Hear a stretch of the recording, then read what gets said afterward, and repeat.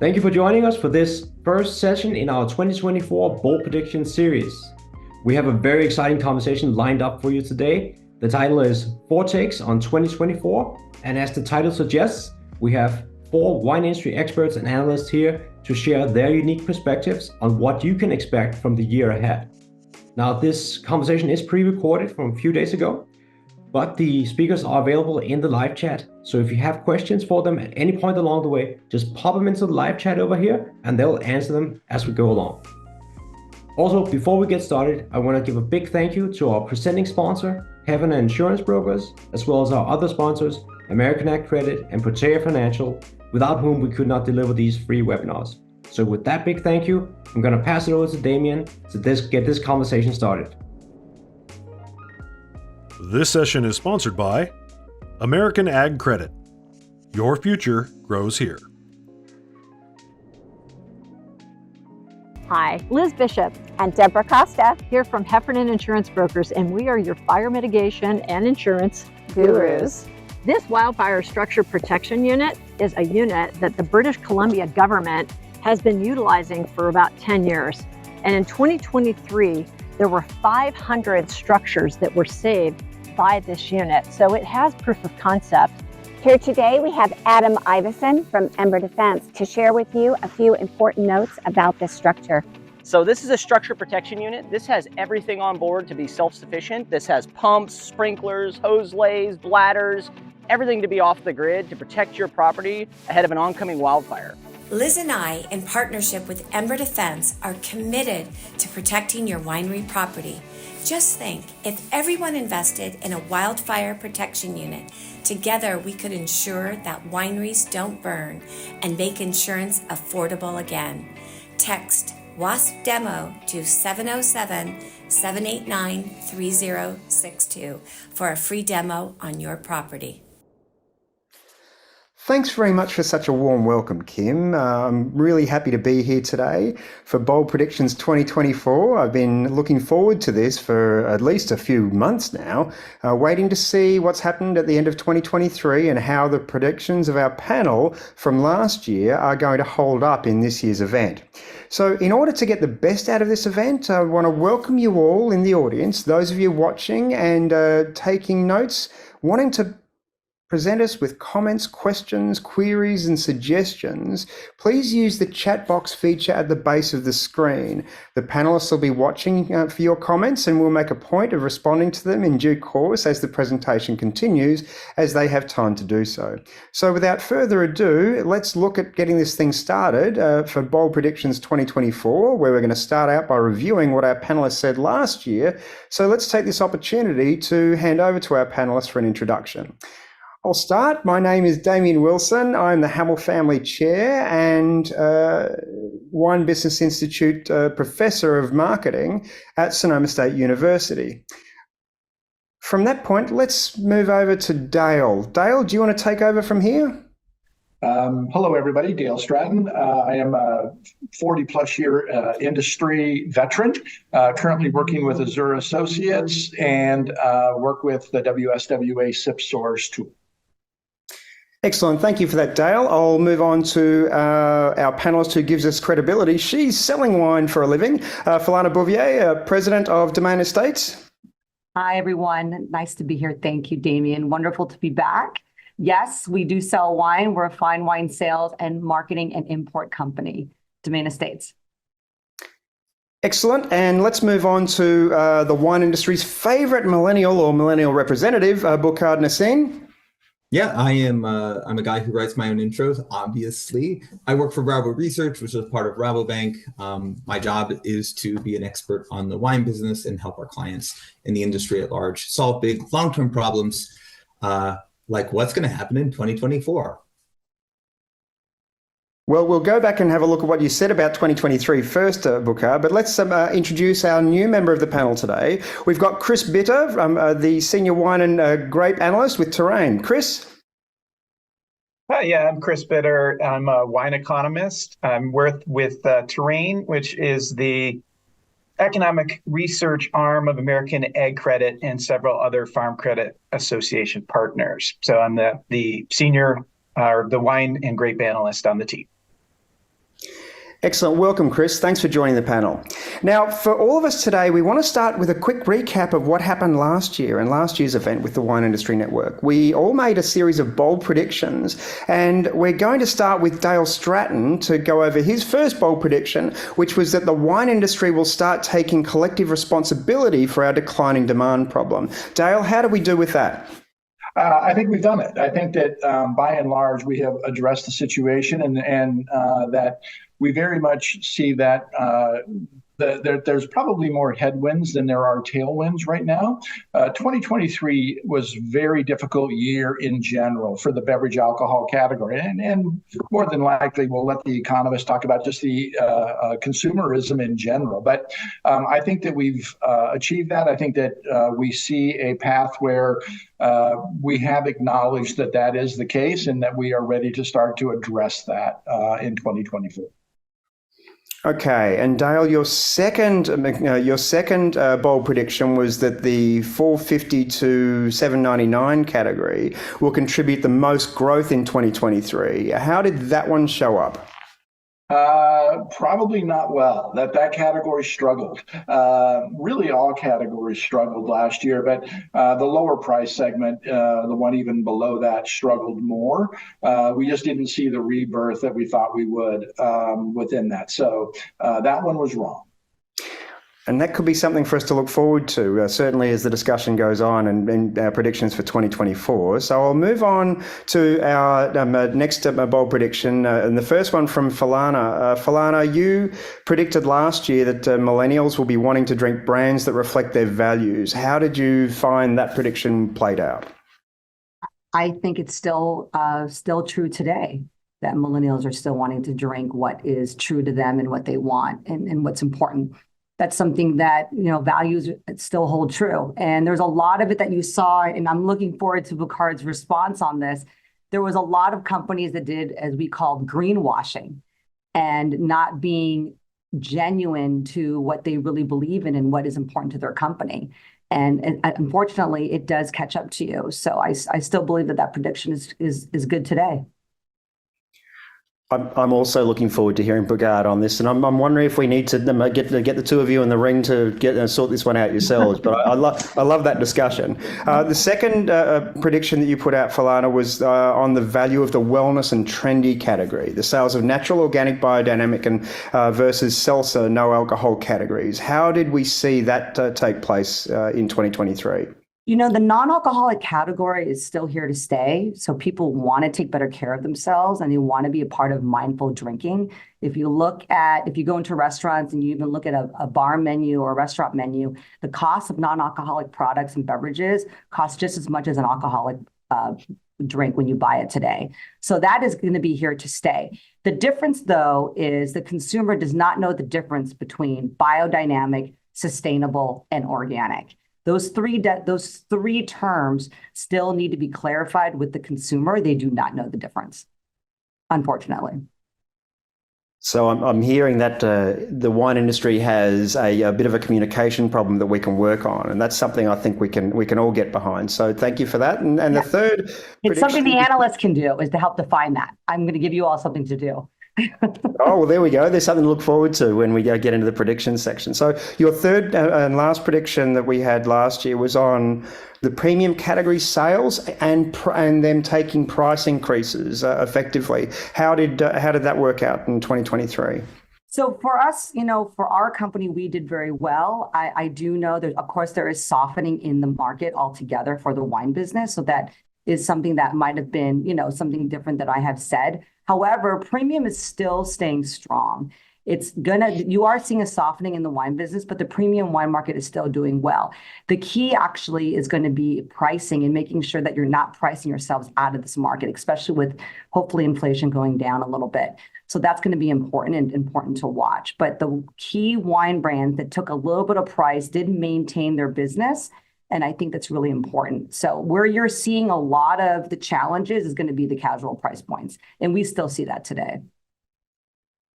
So what I'm hearing so far is from our two panelists last year, they've done a pretty good job on these bold predictions. Maybe not exact, but as you'd expect for any prediction, if you're going in the right direction, you're on the right path. The distance you're going to travel is always a little bit more difficult to tell. So let's put the millennial on the spot, Bourcard, from your predictions from last year, and you bravely put out a few there. So let's see how we started with the first one on how the wine industry is going to market to new consumers without alienating core consumers. Do you think the industry did that well last year? Not particularly. Also, bad on me for not presenting a falsifiable prediction. I think we're all at this point making, except for one of Dale's, very hard to say that I got that right or wrong. So no, I don't think we made a lot of progress on that. I think it really takes, we want to appeal to younger consumers, which are by definition more diverse, and the kind of people who have money and education within those groups are different than old generations would have. It takes hiring and investment, and I haven't seen the hiring or the investment of more diverse people at wine companies. So I would say no, it's an industry fail, but I don't expect it to happen overnight. Your prediction on the wealthier consumers, or the wealthier consumers focusing more on on-premise or being relatively unaffected by the impact of inflation on pricing, and had suggested that there would be a growth in that category for more higher socioeconomic consumers, versus there being more growth in the off-premise focus for those who were in the lower socioeconomic categories. How did that play out? We're kind of seeing that play out with the fact that inflation for the wine from supermarkets and liquor stores has not grown this year in terms of inflation, whereas the on-premise has. And we've seen on-premise perform well. We've seen people continue to go out to concerts. Lower-income consumers, which had a big cushion because of spending by governments to support people out of work, or things like the child tax credit, those benefits have disappeared, and that overwhelmingly benefited lower income individuals. Those people are seeing those savings decline, and therefore pulling back on their spending. And that's one of the reasons I think why you can point to Dale's failed prediction of the lower price points performing well, that when those people have money, they buy the things they like. And unfortunately, in 2023, the extra money they did have started to run out. So I would say that's like a B out of if we're going to a F to A range in terms of prediction coming true. Oh, I think you're a hard marker, Bourcard. I certainly thought you got that one, if not exactly right. It's certainly again in the directions, and it'd be interesting to see what Chris is going to add to this with his comments on what's happened in the industry in the last year when we move on to that point. So the last prediction you put up there, Bourcard, was on the expectation that e-commerce sales in the wine industry would decline. I think that's one which is pretty highly measurable. How did you see that happen last year? They were kind of flattish. So I think that, with e-commerce, I think a lot of the issues there are the gap between expectations of long-term growth and short-term thinking. So I think the digital channels are going to be very important over the long term in terms of building brands and connecting with the younger consumers that are more likely to be shopping and engaging with content online. But there was a decline in e-commerce sales in the last couple of years, flat, and that means there's going to be some pullback of investment, and that pullback in investment did happen. So if that's what I predicted, I was right. If I predicted that it'd grow, then I was wrong. I don't remember what I said, but what ended up happening is we saw a lot of pullback in investment. We saw a lot of e-commerce teams actually get shut down and integrated into larger organizations, which is a defensible choice, but certainly not one that's optimistic about the long-term trend, which I think is a bit of a mistake, but is totally defensible. Okay, so I think you've given yourself a B. I think I'd give you a bit more than that, because I think there's definitely highlighting the issues was important from what we saw from all three of our panelists, particularly with Dale getting out there and making his prediction as tangible as possible. I thought that was something which I think consumers and viewers can take away from that. Damien, my first prediction will be that Bourcard will not have 4 predictions at the end of this year. Yeah, I hope not. But I will say this. I do remember saying one thing about economists being really bad at predicting the future. And I would just point to the fact that at the start of last year, Bloomberg economists said there was a 100% chance of a recession in 2024. And I think we just got like a GDP print for Q3 of 2024 that was like 5.3%. I mean, just they did not get that right. And I for saying they're not going to get it right, was probably right about that. One thing I have to say, and just listening to the predictions as well from last year, and then also looking at this year, is the pandemic was a blessing and a curse for the wine industry. So the growth pattern that we had during, especially in retail, if you look at retail and trying to understand and forecast retail from the pandemic to today, is people were drinking at home. So of course those growth levels are going to be higher. We're never going to get back to that same growth level. Suppliers need to realize that. There's a lot of people that started businesses or really drove their business during the pandemic and based it on retail and think that's normal business growth, and it is not. Then you also have DTC that's declining. Well, homeowners, consumers are destocking at home. They purchased a ton of wine during the pandemic, and now that they're out and about, they're not going to purchase as much. So of course, the on-premise is going to increase. I mean, it actually makes logical sense if you think about it. It's not that the wine industry is, so to speak, and I think I'm going to be very optimistic here. It's not that yes, it is softening a little bit, but also people are going back to their life. So again, the pandemic was a blessing and a curse to the business. 2024 is actually going to be normal. It's going to come to more stabilizing levels at the back half of this year. And I really believe that the wine business it has to come back. I think it's very, very normal for it to come back and that everyone's going to get back to normal growth levels. Hard part's defining normal. I like the way this is discussion's going, and I'm going to give Chris an opportunity to help set the scene for us in a second. So just to conclude on what we've got with the bold predictions, we've got the industry expert and analyst highlighting some of the areas that the industry did well in 2023.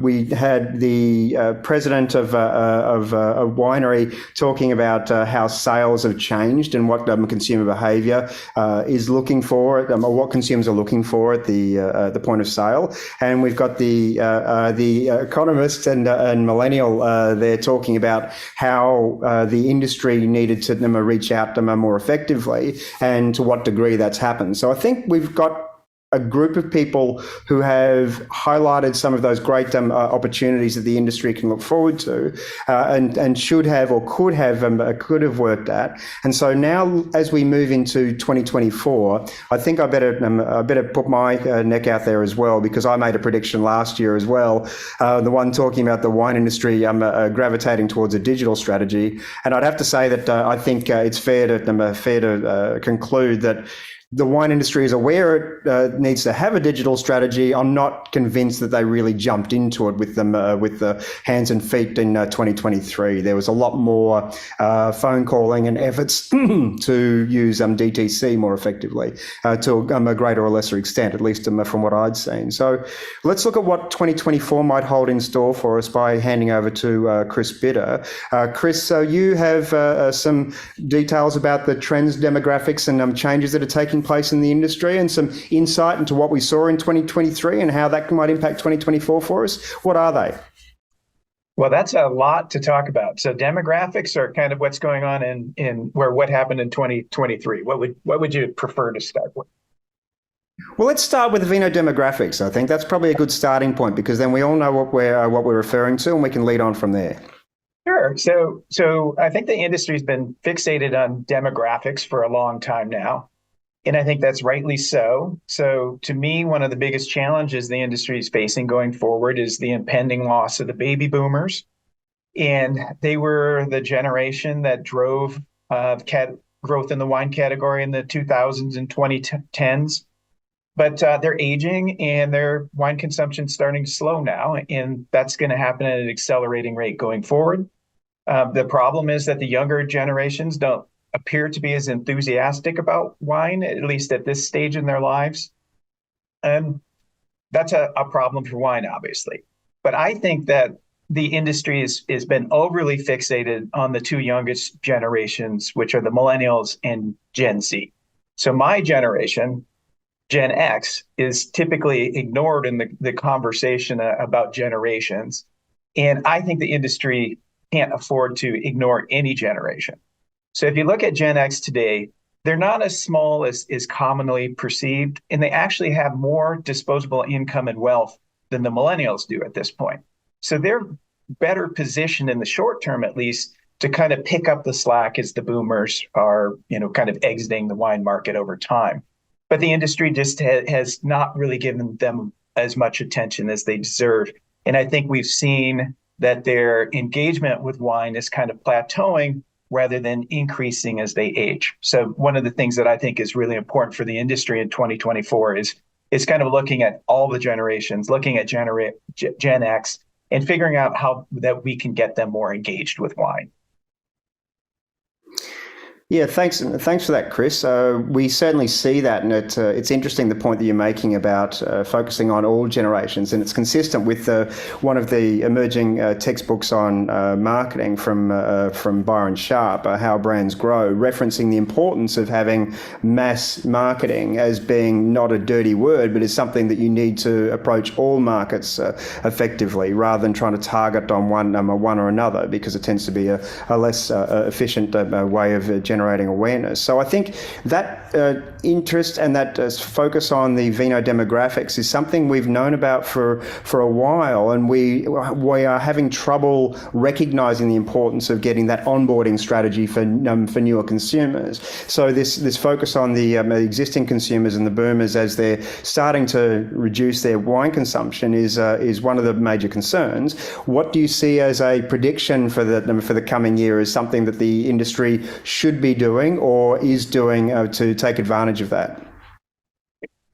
Well, I'm not sure that I have a prediction to take advantage of that, but I will go ahead and launch right into my first bold prediction here, if we're ready for it.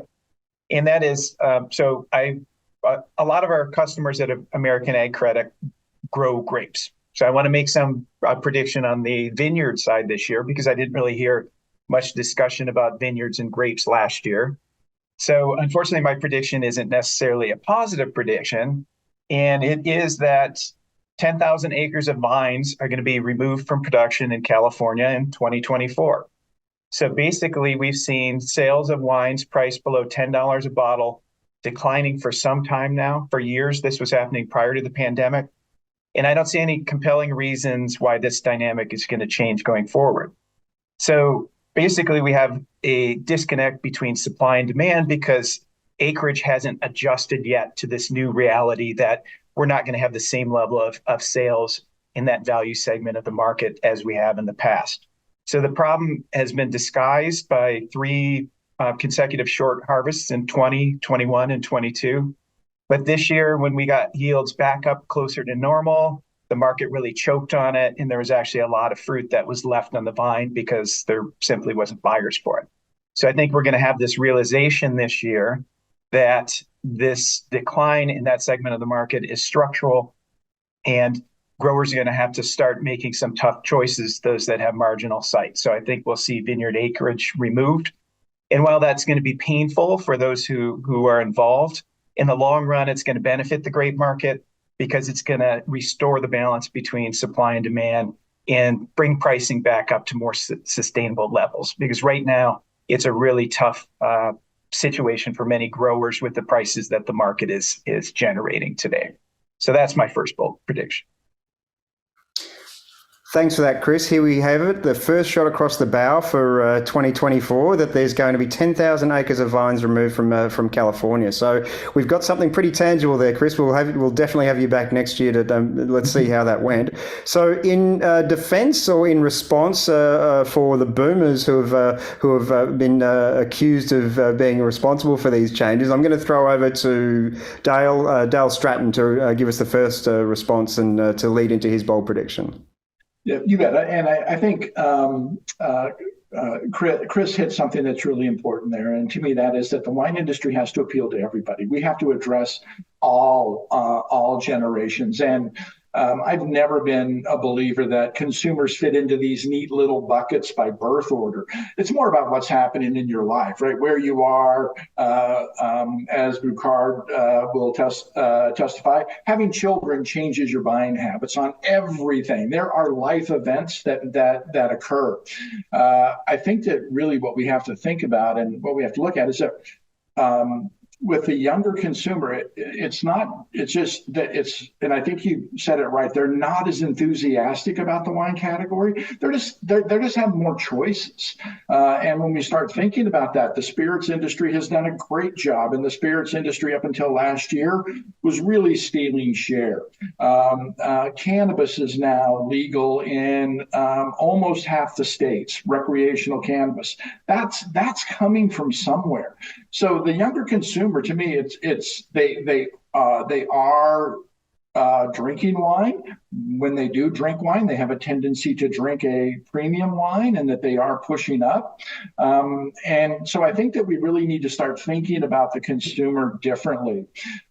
In Bourcard's comment about and talking about his on-premise comments and growing in the demographics around that, we really started to see coming out of the pandemic what we identified as impacted and insulated consumers. And as we go on that, even when you think about this from inflation coming in, there are consumers out there that are much more impacted than others than that. You have this group of insulated consumers out there that still have plenty of disposable income. They tend to be the demographic for the wine category. They tend to be our core consumer. So that's where we really have to focus. How do we win occasions? And it really is coming down to this winning occasions, because the consumer at that moment of truth is going to stand in front of the shelf, or they're going to walk up to the bar, and they're going to make their decision. And right now, it feels to me as though the spirits industry is doing a better job of winning those occasions. And so that, to me, is something that we have to think about as a wine industry on what are we going to do. With that, and I'm going to pivot a little bit because, Chris, to kind of play up on your prediction, I'm going to predict, my first bold prediction will be that in 2024 will be the first year in memory where there are fewer wineries in operation than there were the year before. We have always grown the number of wineries. There are well over 11,000 wineries, licensed wineries, and we know that comes in a lot of different forms. That has grown, and over the last 10 years, you've had about a 4% compound annual growth rate on the number of wineries that are operating. And I'm going to say my prediction is that in 2024, there will not be a growth in the number of wineries, and that number will actually pull back. But gentlemen, you know why it's going to be harder and harder for wineries to do business in the consolidation and why they're selling. It's the cost of getting to market is increasing. The cost to do exports, the relabeling, all the regulation, the compliance, it costs a ton of money. The investment that you have to lay down just to make sure that the winery is productive and efficient and also making money is taking longer. Investments take longer to get back that money now. It is harder and harder. So I don't necessarily think it's a good prediction. You need to have small businesses be successful. That's what makes America great, actually, is having small businesses. If you wipe out every small business and go to consolidation, like, what's good about that? That's actually not a good thing.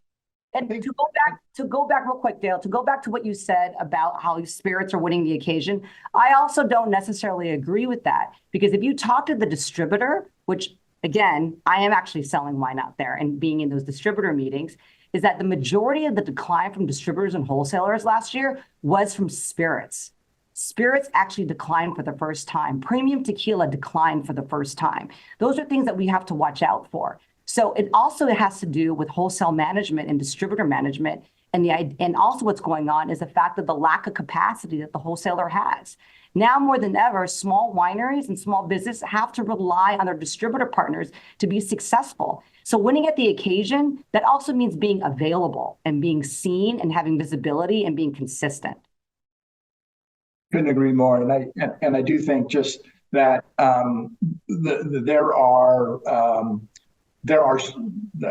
in my view of this, we are going to have a whole lot of successful wineries. And there are going to continue to be winners and losers here. And you're right about the cost of doing business and the complexity of doing business. It is getting harder. You throw on top of that the cost of money. That adds another layer that is just going to make it daunting for some people who have been in the business. And there are a majority, that's not true. A large number of those small wineries really are hobbyists. And those are the people to me that are going to struggle to carry on. And it's not just going to be M&A that's going to drive it. It's just not going to be consolidation. It's just going to be that some of those hobbyist wine companies are going to reach the end of their livelihood, and it's time to go home. The number of people in the wine business that I've talked to who said, you know what, it's just not fun anymore, is incredible. And I think that's where we see a lot of those people just decide it's time to hang it up. Okay, so I just wanted, Philana, I was going to say important points that you're highlighting, the challenges that the small producers are facing in the modern environment. Have you got a bold prediction for us as to what they can look forward to, or what they can grab hold of to take with them in 2024 to help fight against the storm? Well, I think there's two things. And here are my predictions. One is you will see suppliers change their wholesale relationships, because the first thing they're going to do is they're going to make sure that are they getting the right attention at the distributor, and they will make changes. And you'll see a lot of changes happening. It is also very difficult to make a distributor move.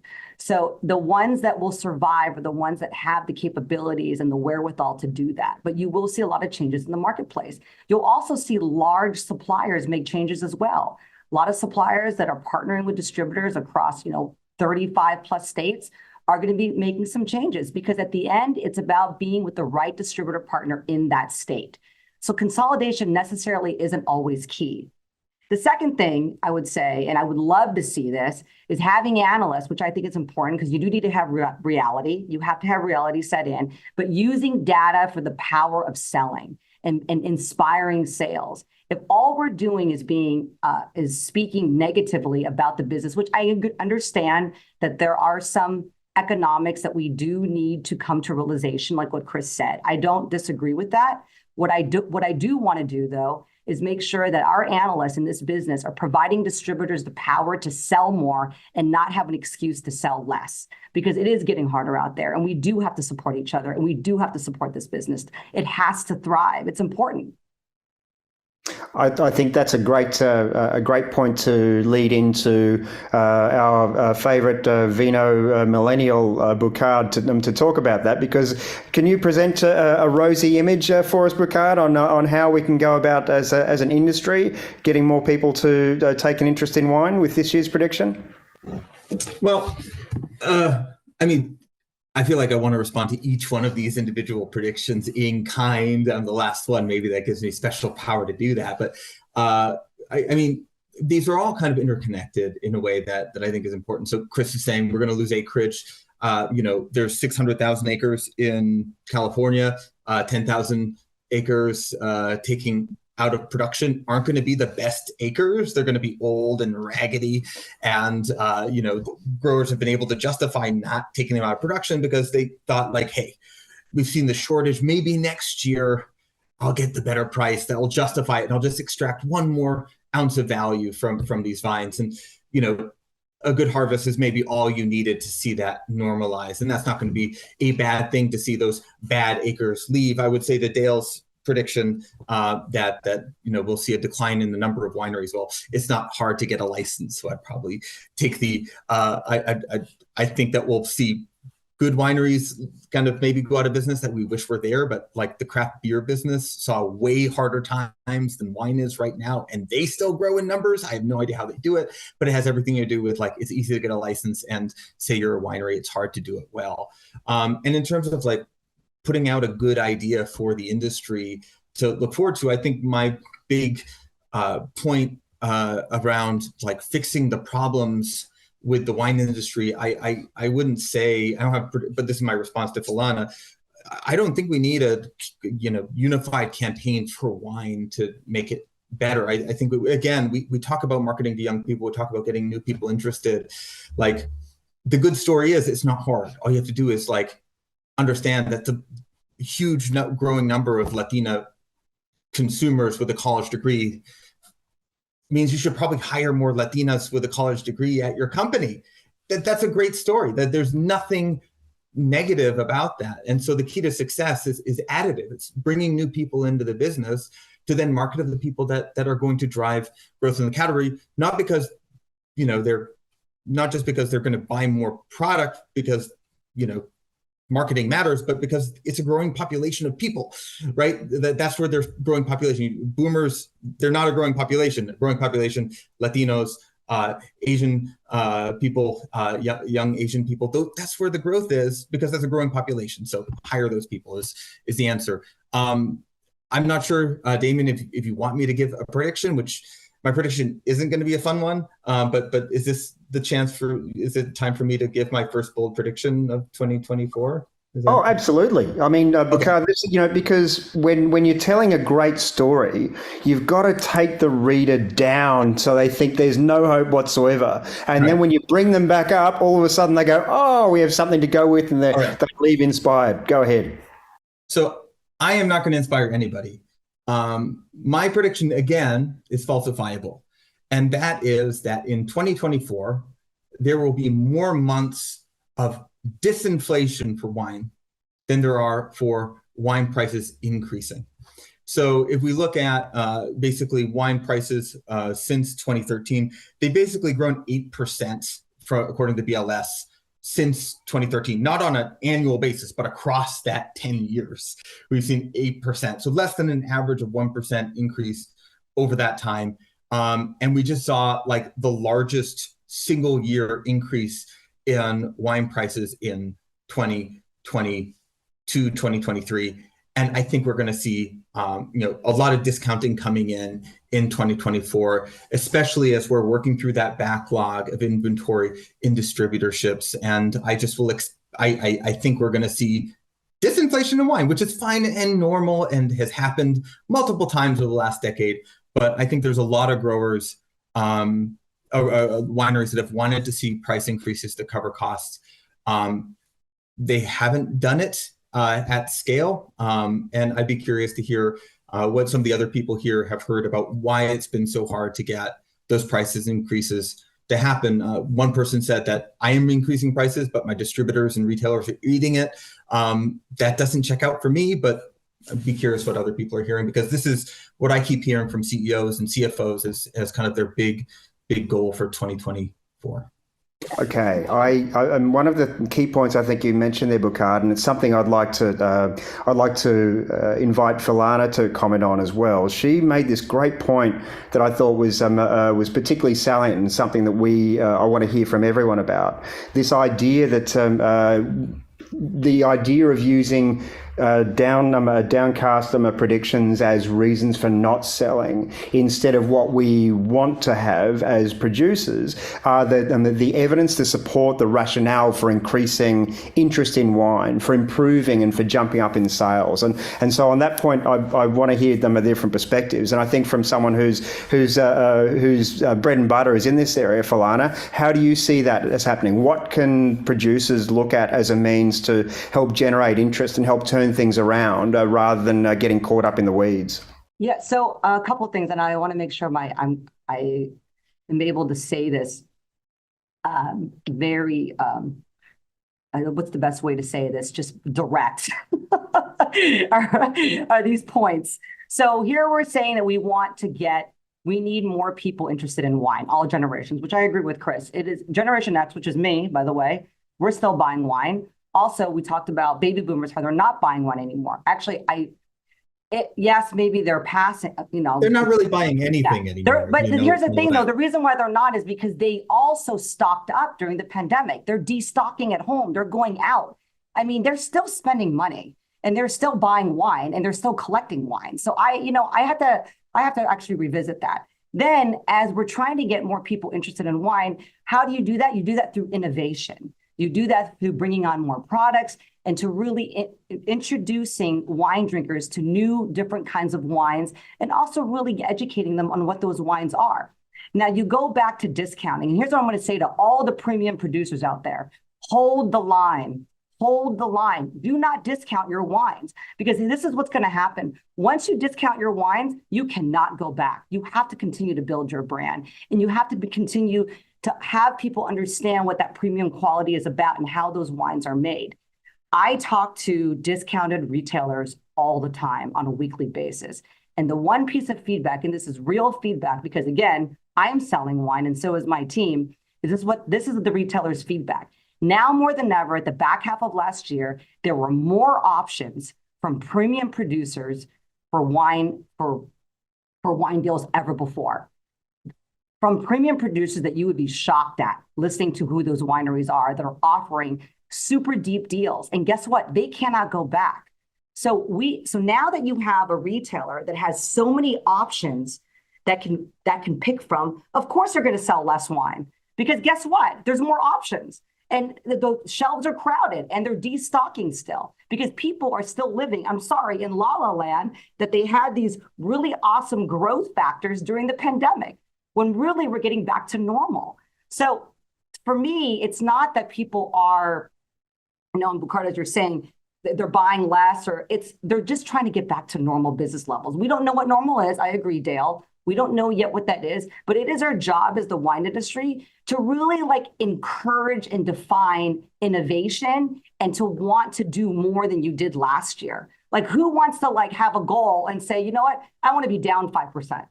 Why not be up 15? I think that's a good thing. Everyone makes more money. By the way, you all get paid on wine sales. That's how we make our salaries. So as far as I'm concerned, it is important to increase the business and to drive inspiration. And yes, you have to be realistic and you have to take market share. But I also want to say this, for premium producers out there, do not discount your wine. I think you should hold the line. People are going to come back, and it is important because you're selling something that's very expensive. It is expensive to farm your land. It is expensive to make this wine. So why are we going to give it all back? That doesn't make any sense. Okay. And Philana, if there's a prediction there, I was going to say I want to hear it, but I wanted to highlight a couple of things that you mentioned that I think are really important to recognise, specifically with the things to do with price discounting. And we know the evidence is pretty clear. When you discount, you do two things that can damage your brand irreparably. And first of all, setting a lower reference price. If consumers are used to paying a lower price, they're very unlikely to jump up once they've paid a lower price, because that's what they're used to. And secondly, what we know from the evidence is that discounting tends to attract existing customers more than generating new customers, despite the fact that that's often used as a way to generate new customers. If you think of the logic, and I explain this to my students in class in Marketing 101, that essentially if you walk into any store and you see something that you are not familiar with at a discount, your immediate reaction to that is that it's not good. So the discount only works with people who already have a reference to it. So I think that's great. It's great insight, and I think a good call to arms. So I'll come back to you. I'm going to segue over to Chris. I want to hear from his perspective. He's new to the panel. I'm hearing some fighting words going on here, and as someone representing the interests of the growers out there, Chris, how do you see the growers responding to this? What words of wisdom or insight can we provide them to give them something to hang on to or to hold the line? Okay. First, let me respond to kind of Philana's comments about analysts and what we should be doing. And I would want to make the point that I'm actually very optimistic about the wine industry's future. But I don't know that the future means bigger. The future might mean the same size today or smaller, but the future can be more profitable. But right now, we just have a lot of competition, which is why prices are not going up. And we need some right sizing to bring the industry back on the path of profitability. But I think wine is a beverage that is going to resonate with the younger generations eventually. So I'm very optimistic about the future, but I just wanted to make the point that right now I think we have some problems with being a little too large based on things you've said too, where people saw growth numbers during the pandemic and that were not sustainable. But back to Damien's question. Sorry, I don't want to make sure we're not like talking about three different conversations simultaneously. I might want to just comment on what Chris was saying, which was a comment on what Philana was saying, and then maybe we can move on to growers. But I think Chris' point is exactly how I would frame the current demographic challenges for the wine industry, which is that the boomers had this cohort effect, which is that boomers weren't only a large generation, but they were a generation that drank more alcohol than previous generations did at the same age. A trend, I might add, was not boomers, but women. Older women were driving the trends in increased consumption within that group. And our problem is not that wine isn't beloved. The problem is that the consumer group that's the largest and likes the wine the most is getting really old. So our problem isn't that young people don't like it, it's that the group that loves wine so much is aging out of life. And so that we need to understand that like wine doesn't have a fundamental problem. We just have a little bit of a headwind demographically that is going to resolve itself over a 10-year time horizon, which does not mean the industry is going to end. It just means that instead of a slight tailwind, we have a slight headwind as we change like over from one demographic group to another. And we just need to wait for those people to make enough money and have a stable enough lifestyle to integrate wine as constructed in the like public like psyche into their life. So I think like we need to just quickly say that it's not doom or gloom, it's just transition, and wine's fine. Like that's the message I'd have. And I think that's kind of what you were saying, Chris. And Chris, and I was going to say, I want to give Dale a chance. He's been very patiently waiting there. Can I come back to you on this point? Of course. Okay, Dale, I know you wanted to add a bit into the discussion here, so over to you. Yeah, I'm in 100% agreement with Bourcard, right? That the wine industry is stable. It's going to be fine. It's just, Philana, 15% growth, right? And I know you were being somewhat dramatic there, right? Where it's going to be difficult. It's just going to be difficult for some years. The wine industry is a fabulous industry. On the discounting front, people discounted because they had a harvest coming in and they had wine in their tanks. They had to move it out. Supply and demand will, in the end, make the decision on what happens with pricing. In the spirits industry and in the beer industry, you moderate that, right? You can make or not make. You can turn it off for a day. You can do whatever you want. In the wine industry, we have one shot a year. And that's going to be what we have. And if there's a large harvest, there's going to be more wine out there. We also have to remember that from a competitive standpoint, imports play a role. And we as a California wine industry have to be very careful that we don't price ourselves wildly out from what a high quality import is able to offer. It's a competitive market out there, and we just need to be aware of that.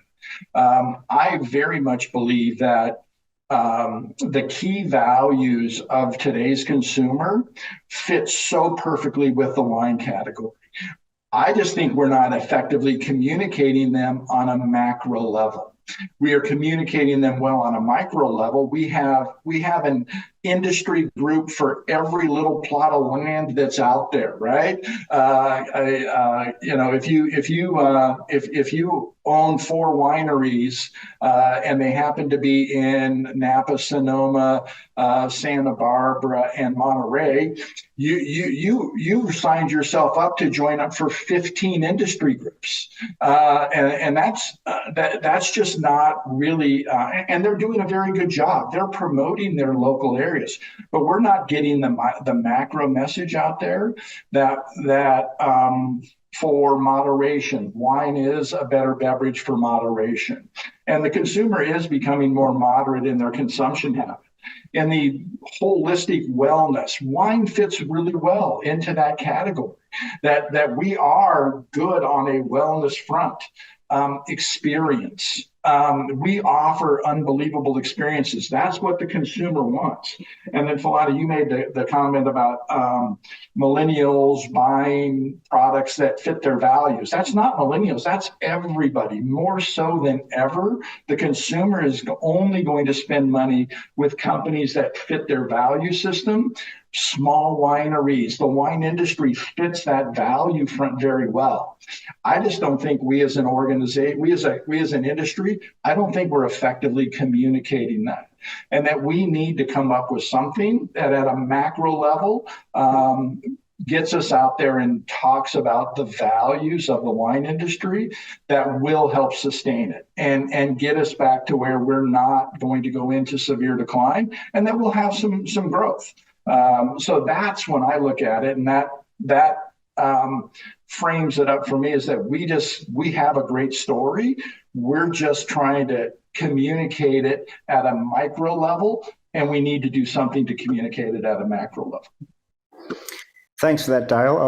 I think you've highlighted, and this is an emerging part of the discussion, one of the issues that we spoke about, this bifurcation in the industry, where we've got those that are established and doing well, pushing hard at the top end, and the separation that's got from consumers who are in the industry, and it's certainly emerging as an issue that we need to deal with. So I'm gonna turn back to Chris on this one, just to focus on that and see what insight or provisions you can have. And Chris, as we head into the final minutes of our bold predictions session, we've got a little under 15 minutes to go. I want to hear from you, and I want to hear a prediction on what you see as being part of the outlook for 2024 that we can look forward to.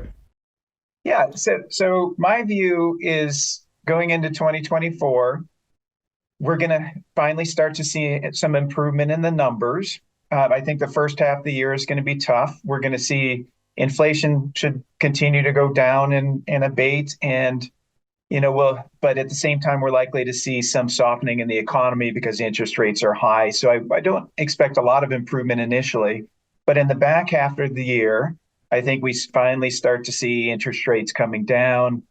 We see consumers becoming more confident, and I think we're going to see wine sales stabilizing. And my view is that this is mostly going to be the case in the premium and luxury segments of the market. I think we're going to see, the most stabilization or improvement there. But the lower tiers of the market, I think that decline is more structural, and the better economy is probably not going to help quite as much. And in fact, if there has been any trading down, a better economy means that kind of driver is gone. But the one other thing I'll mention too is, when we look at the price tiers part of what we see is kind of the impact of inflation, where wines are moving up and down in price tiers just simply because of inflation. When you look at historical numbers, that can kind of overstate it, the decline in the value segment. But anyway, that's my prediction. I think we're going to see stabilization, better year in 2024 than 2023, but it'll take us a little while to get there. Okay, thanks for that, Chris. And I'm going to turn over to Philana, to get a bold prediction on her on what she sees as being the outcome for 2024, but also just highlighting what Dale had said. If I think the challenges that we've had this year in the industry, not least of which have been some of the downturns in sales and the challenges faced by small producers with increasing costs. We've also got the unfortunate timing of what would otherwise be a highly vaunted and celebrated large harvest of top quality wine. So at just the time where we've had a softening in demand, we've got an influx in supply, potentially making the US market a more interesting value on the export market, which is an interesting perspective. And I think as a producer, Philana, what are your thoughts and perspectives on that particular situation, and what are you going to take away to give us as a bold prediction for the industry to grab hold of with both hands for 2024? Thank you. I'm going to try to weave through all those questions all those points you just made, Damien. So hopefully I do it right. Well, first I wanted to say this. The 2023 vintage is going to be hailed as one of the greatest vintages of our lifetime. We should be celebrating that. I mean, I really want to make sure everyone understands the hard work with every single wine grower that has been out there. That the 23 vintage is going to be phenomenal. So yes, we do have some wine to get through, but I will say this, when you discount your wine, I will never promote discounting wine, and premium producers will appreciate that as well. Because once you do that, you hurt your brand, and that's just not something that should be done in the first place. So that's the first thing. The second is I want to make sure I point this out, and I agree with Dale and Chris to this point, also Bourcard, you can't market to one generation at a time. You have to market to everybody. So it's important to be, and I want to make sure I'm clear here, is you have to just be yourself, just be genuine in your values. Values are priceless, by the way. It's important to make sure that the consumer understands the values of your company and what your company stands for, and also how the wines are made and the quality of the wine. Those things are all very, very important. So education is still key, and it's important to clarify what your values are. And availability and consistency in the marketplace is what is going to win the consumer. If the consumer cannot see where your wines are placed or sold or where they can enjoy them, they're not going to order it. So you got to be on the menu. You have to be available. That's important. You got to be on the shelf. So that is also very important. In terms of what you said, Damien, I believe about the export market, look, it's getting harder and harder to get wines compliant, especially if you want to sell your wines in Europe. And I think what is a sad reality, unfortunately, is a lot of the California producers, there's going to be less California producers available when you go and drink wines in Europe or when you go to Asia, because of how hard it is to get the wine to market. So there's going to be less options. So California, more than ever, especially the California wine growing region, needs to stick together and come together to continue to promote California, because it's important. It's the biggest wine market in the world is California. So we also need to make sure that we're continuing to promote this business and promote the wine country. It is going to be harder. And, I think for us, the prediction that I have, and look, none of us are psychic at the end of the day. We're all working hard. We're all doing the best that we can. And I think the most important thing is we all have to stick together and support each other and make sure we're not giving distributors another reason to sell less. That's my prediction. I don't even know if that's a real prediction or not. I would like to make sure that the distributors are inspired to do more, especially for the little guy, because it's going to get harder. That is also, that's something that we need to be mindful of, because it is very difficult to sell wine, team. It is very, very difficult. When you're sitting in a distributor, you're sitting with a retailer, or you're having a business review, and then you're seeing people take little snippets from what you're saying as a reason to be down, that hurts. And that affects a lot more than people realize. So we have a responsibility to yes, you don't want to be with unicorns and rainbows all day long, but you have to be optimistic, and you have to make sure that we're pushing towards more positive trends. And again, I will say my last prediction will be pricing. Pricing is important. Hold the line. Now that we have inflation maybe coming down a little bit more, I think it's important that we keep premium, and we also protect what's happening at the vineyards, because it is expensive to make wine. So if we continue to discount wine, it hurts everybody.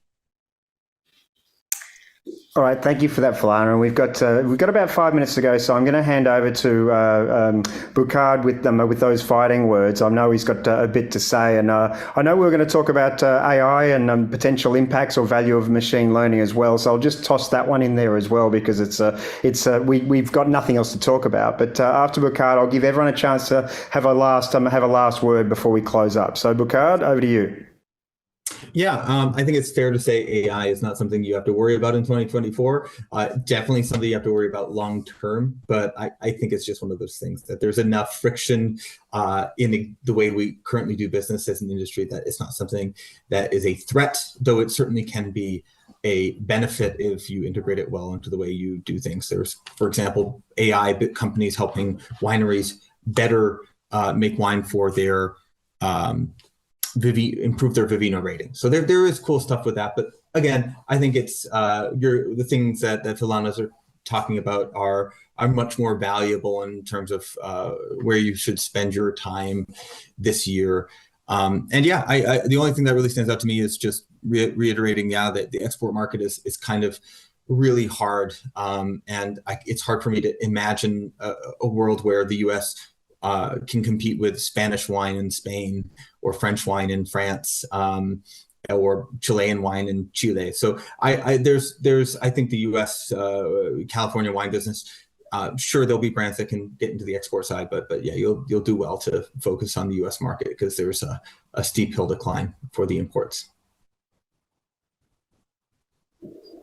Okay, thanks for that, Bourcard. So I wanted to give everyone a chance to have their final word. We've got some pros and cons on the discussion. We've gone through the series of topics, the impact of 2023. We've spoken about the value of the harvest and the outlook for 2024. I want to turn to each of you and with your focus on inspiring the wine industry. What are we going to take for? How are we going to get behind? What do we need to do to be successful in 2024? So I'll just popping that demo onto you with as a presentation without notice. I'm going to lead out with Chris because you seem to be the most flexible amongst us. I'm thinking on your feet, Chris. How would you respond? How would you give people something to take away from this and be inspired to be successful in 2024 in the wine industry? Yeah, well, in general, I think there are a lot of opportunities for wine to improve its position.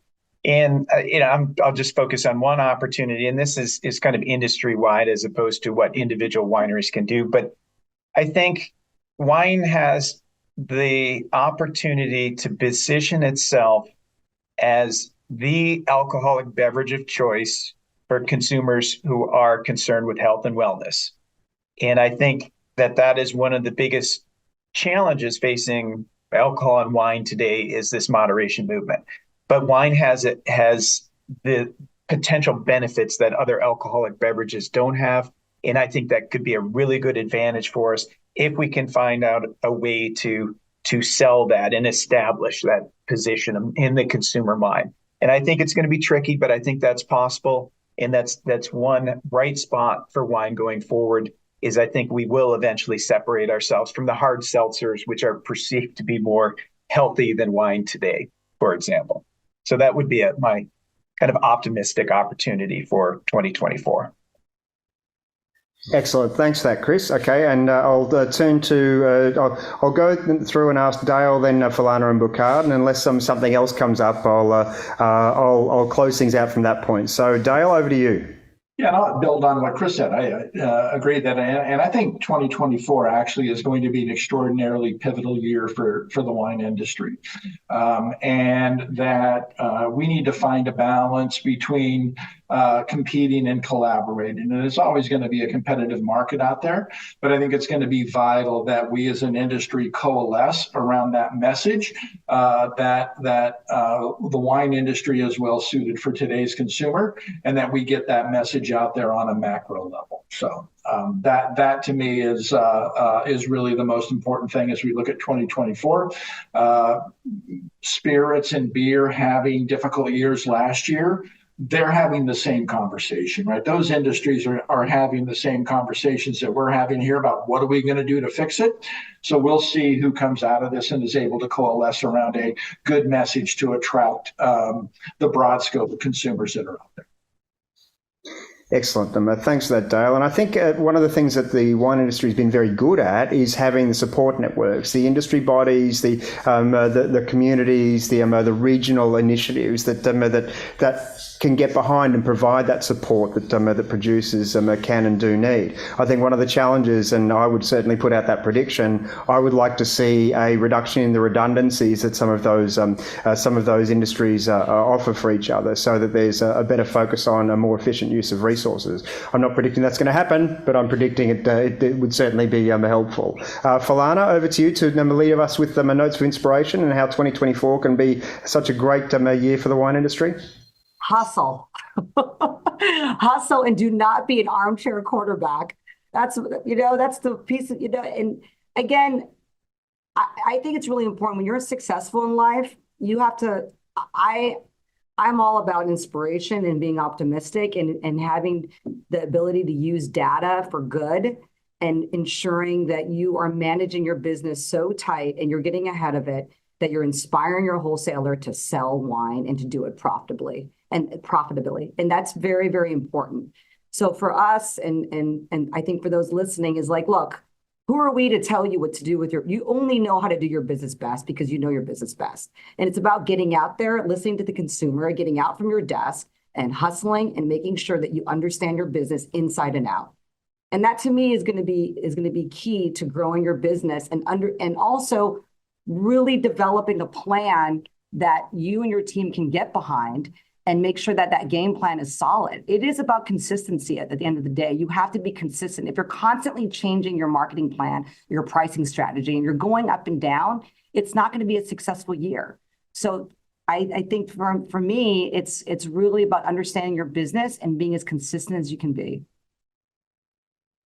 Excellent. Thank you for that, Philana. And I think one of the key points that you highlighted, and we're certainly trying to teach that in education as part of what we're doing at the Southern State and the Wine Business Institute, that evidence-based decision-making, using data to make decisions rather than relying on gut instinct and the like. And producers out there that are using evidence-based decision-making are certainly showing their hand as being better positioned to take advantage and to ride out the challenges. So with that note, Bourcard, I want to hand over to you and give us your words of inspiration and help us weather the storm. What do you see as something to take away as a positive, or how the wine industry can focus on getting through this difficult period and being successful in 2024? Okay, I'm going to give two things. As much as I want to say something negative, I'm just going to talk about constructive feedback, which is, again, what I actually believe deep in my heart, that the best thing you can do as a wine business to grow your business is hire diverse marketers. Again, we talk about how you don't need to understand your consumer, you hire your consumer. Hire the people that look like the consumer that you want to attract, and you'll get that knowledge, you'll get that instinct, you'll get what you want to be genuine, authentic to that consumer group. It's the easiest freaking thing in the world. All right, that's my response and kind of playing nice with these guys. Now I'm going to go out on a limb and I'll say, for success in 2024 and beyond, I think there's more than one way to skin a cat, and you can boost demand, but you can also save money. And I think one of the easiest ways that brands can save money right now is by lightweighting their bottles. So I just will come back to this and say this is important for success, is that wine bottles weigh more than they have to, and they cost more than they have to because you pay for glass essentially by the ounce.